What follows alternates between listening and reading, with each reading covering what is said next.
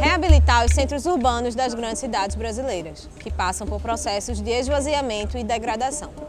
Esse é o objetivo do Projeto Cultural para a Reabilitação de Áreas Centrais, em construção pelo Porto Digital, com apoio do BNDES, tendo como base um piloto, a ser aplicado em território da área central da cidade do Recife, e que poderá ser replicado em outras cidades brasileiras. E neste episódio da série sobre o projeto cultural, vamos ouvir os integrantes da equipe técnica responsável pela coordenação do projeto e o presidente do Porto Digital, Pierre Lucena.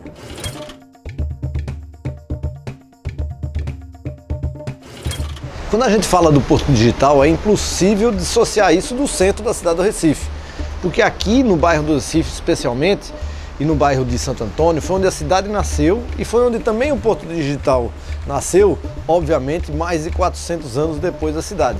Mas aqui está localizada a nossa alma, o coração do Porto Digital, ele pulsa junto com o bairro do Recife. Quando o Porto Digital resolveu se instalar no centro da cidade do Recife, porque a ideia original, inclusive, era que ele fosse lá na Universidade Federal de Pernambuco, e foi o maior acerto. Primeiro porque a população passou a torcer pelo projeto do Porto Digital, porque ele iria ter uma proposta de reestruturação urbana aqui dessa área central, que é uma área tombada. E o Porto Digital também teve uma importância muito significativa, porque outros projetos de tentativa de reestruturação urbana tinham sido feitos aqui no bairro do Recife. O mais visível deles foi durante a gestão de Jarbas Vasconcelos, quando era prefeito da cidade do Recife, que revitalizou a Rua do Bom Jesus, que é hoje uma das ruas mais importantes aqui do bairro, mas principalmente para um projeto de entretenimento. Aquele projeto não se sustentou no longo prazo, porque ele dependia de fatores sazonais, e a chegada do Porto Digital ajudou o bairro do Recife a iniciar um novo projeto de revitalização. Quando você olha para o bairro hoje, a grande maioria dos prédios que estão revitalizados ou é uma empresa de tecnologia ou é um equipamento cultural, que também acabou vindo para cá por conta do Porto Digital.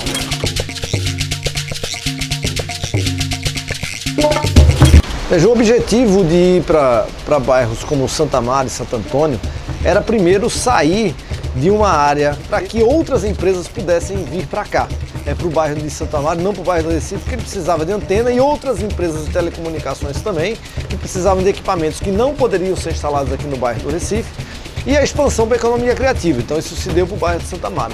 E logo depois para o bairro de Santo Antônio, que também é um bairro que tem uma parcela substancial da história da cidade do Recife, e é onde efetivamente a gente pretende chegar agora com toda a força. Obviamente com uso misto, porque lá precisa ter habitação, que é fundamental para reestruturar os centros urbanos das cidades brasileiras. Ela não pode mais ser uma área comercial. Em outras palavras, quando a gente pensa em centros urbanos no Brasil agora, assim como em outros lugares do mundo, a gente não pode pensar como o centro da cidade, mas como um bairro central, onde as pessoas moram, onde as pessoas trabalham e onde as pessoas também fazem toda a sua prestação de serviços, em torno da sua cidade. Bom, o BNDES sempre foi um parceiro do Porto Digital. O principal hub nosso, que é o Apolo 235, é um prédio que parcialmente foi doado por um projeto do BNDES. Então, desde o início, o BNDES sempre foi parceiro do Porto Digital. Mas mais do que isso, o BNDES é que tem condições de prover um novo modelo de negócios para a reestruturação de centros urbanos no Brasil. Assim como o Recife, tem outros centros que também estão precisando de ajuda e uma nova metodologia de trabalho. Aquele modelo de construção que a gente conhece, tradicional, contemporâneo, ele não se encaixa dentro dos modelos de construção dos centros da cidade, porque eles precisam, na maioria dos casos, de retrofit de seus prédios, como é feito, inclusive, em várias cidades europeias.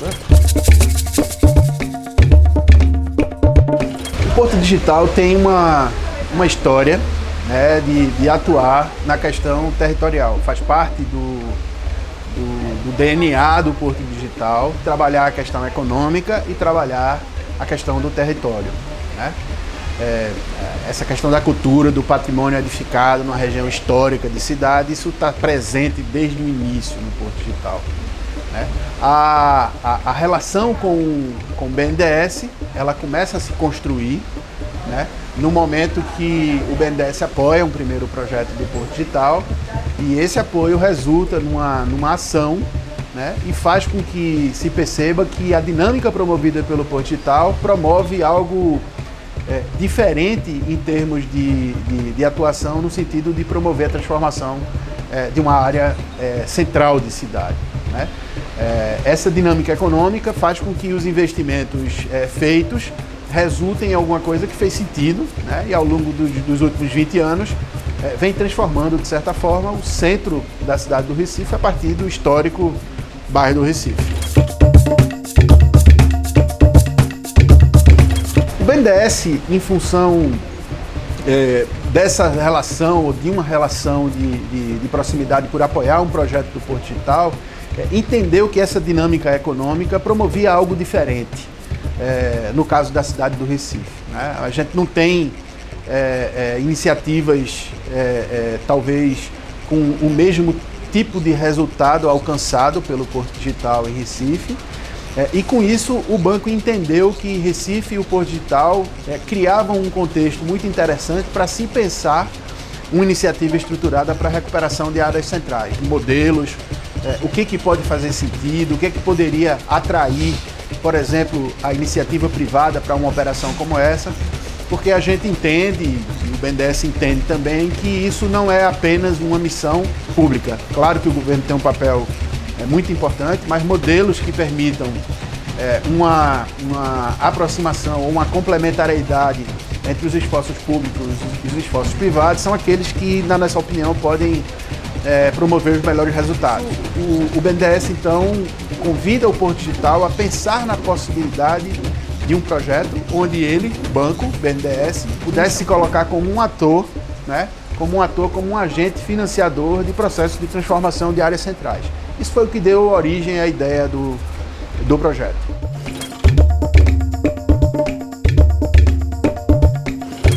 Recife empresta o seu contexto, a sua realidade para que a gente faça esse tipo de estudo. É preciso ficar claro e é preciso entender que esse não é um projeto para o Recife, né? Recife ele apresenta uma condição interessante para que o projeto seja pensado, né? E os resultados alcançados por esse projeto deverão apontar caminhos ou possibilidades alternativas, instrumentos urbanísticos de indução, oportunidades legais, muitas delas previstas no Estatuto das Cidades e em alguns planos diretores de cidade, ou possíveis modelos econômicos que contem ou não com recursos públicos, com recursos subsidiados, com recursos direcionados para projetos de impacto que considerem a importância do reaproveitamento das estruturas existentes, e ele vai oferecer, de certa forma, caminhos possíveis, né, para que, devidamente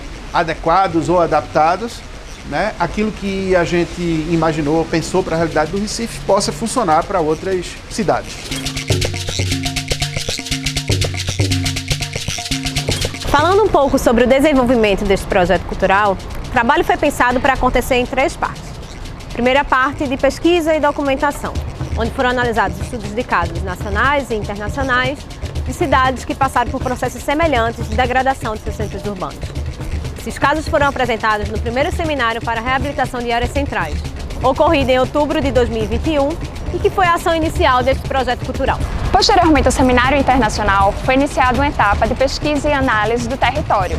Uma das ações se debruça sobre os casos de reabilitação urbana em outras cidades, no contexto da Europa e América Latina. Para tanto, foram escolhidos casos específicos que revelassem os instrumentos e modelagens de gestão urbanística e econômica, levando em consideração a particularidade e o contexto de cada cidade.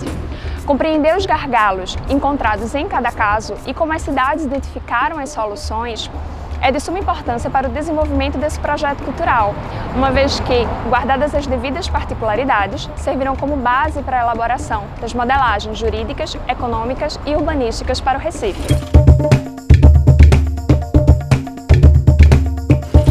A segunda etapa do trabalho diz respeito à escolha e análise do território, considerando o centro da cidade do Recife como piloto para este projeto. Nessa perspectiva, o trabalho se concentrou em delimitar os perímetros de estudo e aplicação de modelagens que serão criados. Para tanto, todo o território do centro do Recife foi considerado, sendo identificadas áreas de oportunidade, com as mais diversas configurações, especialmente tipológicas, localizadas principalmente no centro expandido do Recife, e que podem reproduzir situações de outros centros de cidades brasileiras, como áreas fabris, áreas militares e áreas portuárias. Também foram identificadas as áreas pilotos, onde serão realizados os diagnósticos, pesquisas e criadas as modelagens urbanísticas, econômicas e legais para a situação do Recife. Os 3 perímetros escolhidos foram parte do conjunto eclético do bairro do Recife, o conjunto proto-moderno da Avenida Guararapes e parte de seu entorno, e parte do conjunto edificado histórico do bairro da Boa Vista. Após a identificação e definição das áreas de oportunidade e piloto, iniciou-se uma nova etapa do projeto na elaboração dos diagnósticos sobre os aspectos imobiliários e fundiários dessas áreas, o mercado de uso e principalmente os grupos sociais afetados.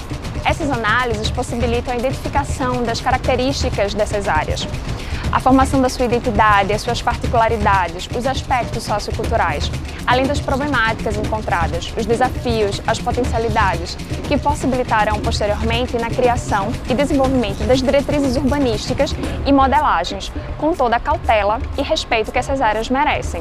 As ações dialogam e se retroalimentam, fortalecendo a estrutura elaborada para o projeto.